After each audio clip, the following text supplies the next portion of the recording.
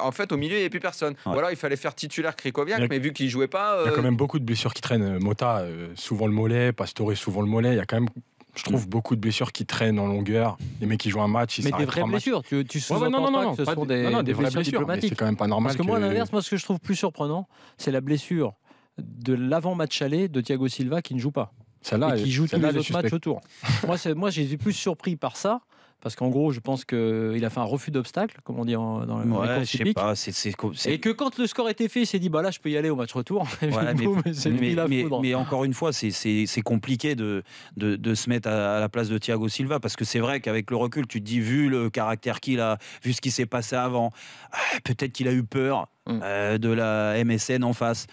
Mais peut-être qu'aussi, il avait une vraie douleur et que lui, pour le coup, il s'est dit, écoute, là, il faut que je sois à 100%. Sur ce match-là, je vais être à 70%. C'est pas possible. Rabiot s'est dit l'inverse, mais Thiago Silva, il a plus d'expérience que Rabiot, par exemple.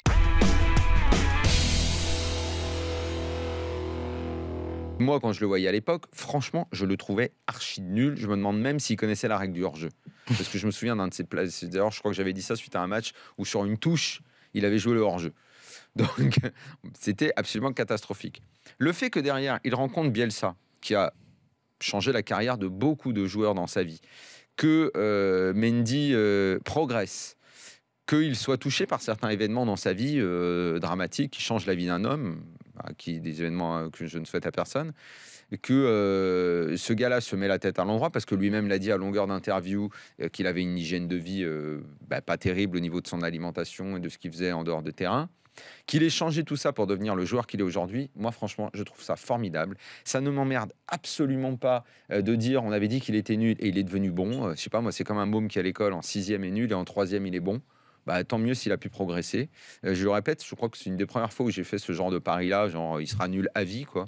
C'est la première fois, tant mieux qu'il nous fasse mentir. Et d'ailleurs, lui, pour la petite histoire, a pris ça de façon très drôle, puisqu'il nous a écrit via Twitter pour nous inviter à dîner, donc avec Eric. Je ne sais pas s'il veut bouffer le rat avec nous. Mais en tout cas, lui, il a très bien pris, et je crois que quelque part, il comprend un peu que les critiques aient été virulentes à ce moment-là, quoi.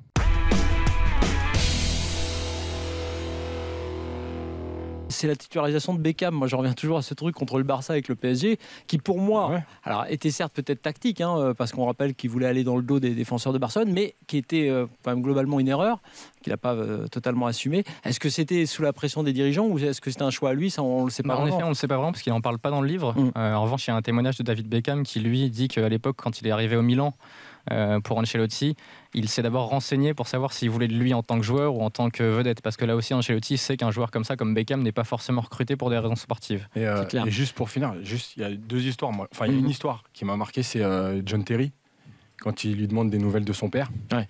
Et il y avait eu la même histoire avec Mathieu Bodmer dans le vestiaire, qui a raconté qu'à la naissance de sa fille, il l'avait pas pris dans le groupe le week-end, que Bodmer il était énervé.